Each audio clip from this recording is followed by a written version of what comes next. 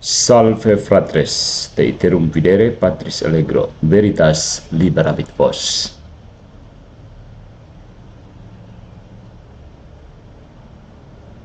Kenapa ini? Try the connection. Oke, sudah jadi. Kedengaran, tapi putus-putus. Oh, sinyal ya, oke.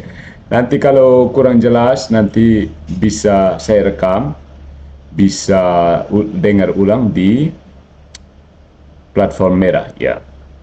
Pada kesempatan ini, saudara-saudariku, saya akan mengajak kita untuk menanggapi pengajaran seorang uskup ortodoks menyangkut kurbannya.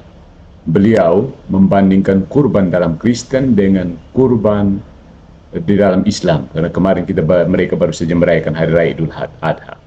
Dan saya tertarik mengikuti pembicaraan beliau, karena ya beliau kan uskup kan, yang tertabis secara resmi, punya suksesi apostolik, apalagi keren.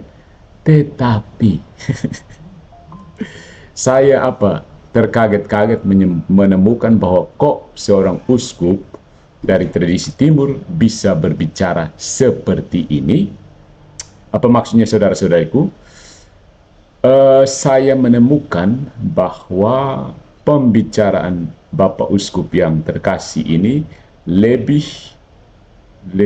bersifat Calvinis daripada ortodoks. Nah, untuk itu mari kita bahas pada pertemuan ini kurban, kasih ilahi, dan pengaruh Calvinisme, menimbang penjelasan seorang uskup ortodoks dari perspektif Katolik. Jadi sebagai pendahuluan ini antara klarifikasi dan kehati-hatian, ya, antara klarifikasi dan kehati-hatian. Ketika seorang uskup ortodoks, Romo Episkopus dari Nikopolis ke apalah begitu, ketika seorang uskup ortodoks di Indonesia berbicara tentang kurban Kristus dan menekankan bahwa darah menjadi syarat agar kasih dan keadilan Allah bisa bertemu, umat Katolik dan Ortodoks yang memahami tradisinya mungkin akan terkejut. Mungkin akan terkejut.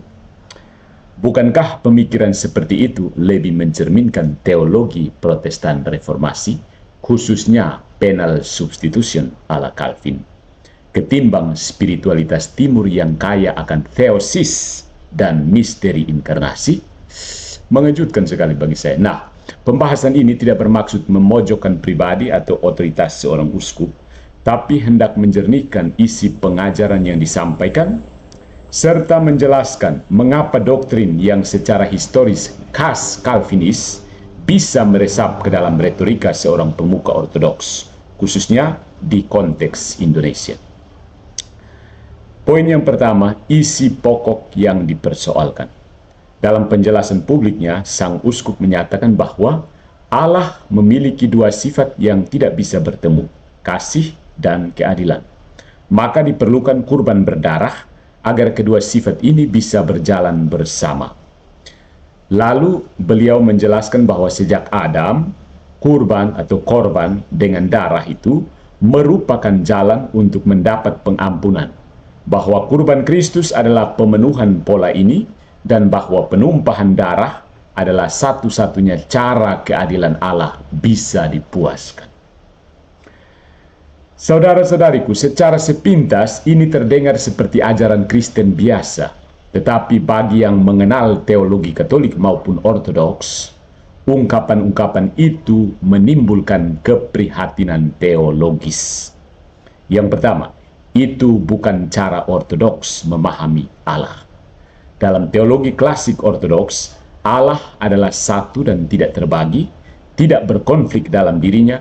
Kasih dan keadilan bukan dua kutub yang perlu dipertemukan secara teknis, melainkan dua aspek dari satu kehendak penyelamatan. Yang kedua, itu bukan cara Ortodoks memahami kurban. Bagi gereja timur, kurban Kristus bukan untuk membayar hutang kepada keadilan Allah, melainkan untuk mengangkat manusia masuk dalam kehidupan Allah, atau theosis, menyembuhkan natur manusia yang telah jatuh. Ya. Yang ketiga, itu bukan cara ortodoks memahami soteriologi. Yesus tidak menggantikan kita dalam menerima murka Allah, tetapi menyatukan dirinya dengan kita dalam kasih dan membawa kita kepada Bapa melalui pengorbanannya yang bebas dan penuh cinta. Ya. Nah, saudara-saudara, mengapa ini terdengar seperti Calvinisme? Secara mengejutkan, kerangka berpikir sang uskup sangat mirip dengan logika Calvinis tentang keselamatan, yaitu Allah murka karena dosa. Keadilannya tidak bisa dilanggar. Maka diperlukan darah untuk melunasi hutang. Kristus menerima hukuman yang seharusnya dijatuhkan pada kita. Penal substitution. Teologi ini sangat khas dalam tradisi reformasi barat, bukan timur. Ya. Nah, bagaimana teologi Calvinis bisa menyusup ke dalam wacana ortodoks di Indonesia? Pertanyaan penting yang perlu diajukan secara jujur adalah, mengapa seorang uskup ortodoks bisa mengadopsi kerangka berpikir seperti itu? Ada beberapa faktor yang secara historis dan pastoral bisa menjelaskannya. Yang pertama, keterbatasan akses pada tradisi ortodoks timur yang murni. Banyak komunitas ortodoks di Indonesia tidak berasal dari imigrasi langsung bangsa ortodoks, Yunani, Rusia, Serbia, melainkan dari konversi lokal atau hubungan otonom yang tidak selalu memiliki akses intens ke formasi teologis ortodoks timur yang klasik. Hal ini menyebabkan literatur dominan yang dibaca adalah Injili dan Protestan, bukan patristik timur. Penjelasan teologis disusun lebih berdasarkan logika penginjilan populer, bukan pada sinergi liturgi sakramen misteri yang khas di timur. Kemudian juga ada dominasi wacana Protestan dalam lanskap kekristenan Indonesia. Indonesia selama puluhan tahun secara de facto dikuasai secara intelektual dan retorik oleh Protestan evangelikal yang sangat aktif dalam media massa, literatur populer Kristen, dan retorika publik keagamaan. Akibatnya, bahkan gereja-gereja yang tidak lahir dari reformasi seperti Katolik dan Ortodoks pun sering menyerap diksi-diksi seperti hubungan pribadi dengan Tuhan, hukuman Allah, Yesus membayar dosa kita, yang secara implisit mencerminkan struktur Calvinis, bukan patristik. Ya. Kemudian ada juga ketiadaan distingsi teologis dalam ekspresi populer. Banyak pemuka Kristen di Indonesia, baik Katolik, Ortodoks maupun Protestan arus utama, berusaha menyederhanakan iman agar dapat dimengerti umat awam. Dalam proses ini, konsep-konsep teologis yang rumit seringkali disederhanakan secara berlebihan, diungkapkan dengan diksi yang asing dari tradisinya sendiri, atau bahkan tereduksi menjadi narasi Protestan populer. Ya. Tanpa disadari, ini menciptakan bentuk protestantisasi teologi ortodoks secara diam-diam. Nah, apa pandangan Katolik terhadap masalah ini? Dalam ajaran gereja Katolik, kurban Kristus dipahami sebagai puncak kasih inkarnasional. Kristus bukan menjadi korban untuk meredakan murka Bapa, no. Melainkan mempersembahkan diri secara bebas karena kasihnya kepada manusia dan ketaatannya kepada kehendak Bapa. Kurban Kristus adalah tindakan trinitaris, karena Allah mengutus anaknya ke dunia bukan untuk menghukum, melainkan untuk menyelamatkan. Yohanes bab 3 ayat 17. Kasih dan keadilan bukan dua sisi yang bertentangan, tetapi satu gerak penyelamatan. Allah membuktikan kasihnya kepada kita ketika kita masih berdosa. Kristus telah mati untuk kita. Roma bab 5 ayat 8. Dan ini yang paling penting, yang sayang sekali tidak saya temukan dalam pembicaraan sang uskup ya. Kurban Kristus terus hidup dalam Ekaristi, atau di timur Divine Liturgy. Kurban bukan peristiwa historis yang sudah selesai di Kalvari, tetapi dihadirkan kembali dalam setiap misa kudus, Divine Liturgy, sehingga kita dapat ambil bagian dalam karya penebusan. ambil bagian. Ini penting, ya, ambil bagian. Kita tidak duduk pangku tangan lalu Yesus mati cepat sudah, saya mau masuk neraka. Begitu. Bukan. Kesimpulan, menuju kejernihan teologis dan ekumenisme yang jujur. Kita tidak menuduh, tetapi mengklarifikasi. Tidak menyalahkan pribadi, tetapi mengingatkan umat. Uskup Ortodoks tersebut mungkin tidak bermaksud menyampaikan ajaran Protestan. Namun, struktur argumentasinya, istilah-istilahnya, dan implikasinya jelas menunjukkan pengaruh logika Calvinis yang asing dari spiritualitas timur yang dia wakili. Bagi kita umat Katolik, ini menjadi pelajaran penting untuk membedakan antara teologi yang indah dan retorika yang terbiasa. Untuk menjaga warisan iman yang bersumber dari kesatuan iman, sakramen, dan liturgi. Serta untuk berani mengklarifikasi demi kebenaran, bukan demi menang debat. Akhirnya, marilah kita doakan agar dalam dialog antar gereja, ya, kalau dialog antar gereja itu artinya Katolik dan Ortodoks, ya, kita semua semakin disatukan dalam kasih dan tidak kehilangan keutuhan warisan iman yang telah dipercayakan kepada para rasul. So, pertanyaan saya, teman-teman yang dari gereja Ortodoks, cermat dan dengan tradisi kalian, ya. Jangan lari cepat-cepat ke dalam populerisme ala Protestan. Bahaya kalian itu menjadi Ortodoks rasa Protestan.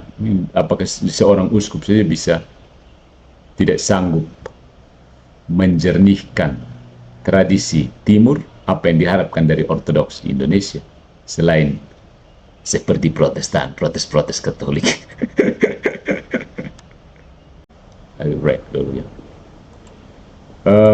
Mengapa uskup Ortodoks bicara seperti pendeta Calvinis? Ya, secara umum penjelasannya memang benar. Korban Kristus adalah yang sempurna dan satu-satunya yang menyelamatkan. Tapi ada yang janggal. Umat Katolik dan seharusnya juga Ortodoks mungkin merasa heran mengapa dia berbicara seperti pendeta Protestan, khususnya dari aliran Calvinis. Beliau mengatakan bahwa karena Kristus sudah berkorban di salib, maka umat Kristen tidak perlu lagi melakukan korban. Kedengarannya benar, tetapi berhati-hatilah. Kalimat seperti ini sering dipakai oleh kaum Calvinis untuk menolak Ekaristi sebagai kurban nyata. Padahal dalam iman Katolik dan juga Ortodoks sejati, Misa Kudus bukan pengulangan korban Kristus, tapi menghadirkan kembali korban salib itu secara rohani dan sakramental. Kita ikut ambil bagian dalam kasih dan penyerahan diri Yesus kepada Bapa. Ingat kata kunci, partisipasi, ambil bagian. Korban misa dan korban salib adalah satu dan sama. Katekismus Gereja Katolik 1367. Kalimat-kalimat seperti Yesus sudah cukup, tidak perlu korban lagi, atau darahnya telah menebus kita sekali untuk selamanya, ini khas retorika Protestan. Masalahnya, jika dipahami secara simbolis dan legalistis saja, itu akan menghapus makna liturgi dan sakramen. Umat Katolik dan Ortodoks tidak berhenti di kayu salib, kita naik sampai ke altar, tempat kurban Kristus dihadirkan untuk kita secara nyata. Nah, apa yang hilang? Yang hilang adalah semangat sakramental dan liturgis. Gereja Ortodoks sejati tidak akan pernah memisahkan salib dari altar atau korban dari liturgi. Tapi dalam penjelasan uskup siapa? Daniel kan? Uskup tersebut tidak ada satupun kata tentang Ekaristi, liturgi ilahi, atau misteri pengudusan. Padahal umat Ortodoks pun setiap hari merayakan Divine Liturgy dan mempersembahkan kurban non berdarah kepada Allah. Kalau ini hilang, maka argumen yang dibawakan bukan Ortodoks lagi, tapi Calvinis. Sebagai umat Katolik, kita percaya Kristus adalah korban satu-satunya yang menyelamatkan, tapi korban itu tidak hanya dikenal, melainkan dihadirkan dalam misa. Kita bukan hanya penonton salib, kita ikut mempersembahkan diri dalam Ekaristi, maka kita tidak menolak kurban. Kita hidup di dalamnya setiap kali mengikuti misa. Kalau ada yang berkata, tidak perlu kurban lagi, tanyakan, apakah Anda juga menolak misa kudus? Bukan roti biasa, melainkan tubuh Tuhan yang kita persembahkan di altar dengan pujian dan syukur. Kata Santo Ignatius dari Antioquia, abad pertama. Demikian saudara-saudariku tanggapan saya terhadap sang uskup ortodoks yang berargumen dengan cara Protestan.